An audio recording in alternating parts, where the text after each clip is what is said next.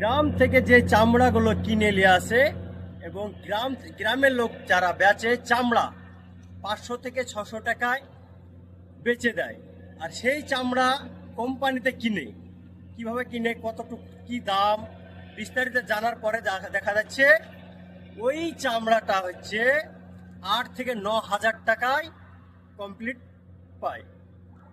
8,000 থেকে 9,000 টাকা যদি কোম্পানির লাভ হয়, তাহলে এই হিসাব থেকে পাওয়া যাচ্ছে একটা ছাগলের দাম কত। একটা ছাগলের, ছোট ছাগল যদি হয় 5,000 টাকা পাওয়া যাবে। তা ছাগলের থেকেও বেশি দাম চামড়ার। তাহলে অসম্ভবের কথা এটা, এত টাকা লাভ করে একটা চামড়ার পিছনে। ওকে, 1 লাখ যদি চামড়া হয় তাহলে 8 লাখ টাকা হচ্ছে। 1 লাখ চামড়ায় 8 লাখ টাকা হচ্ছে।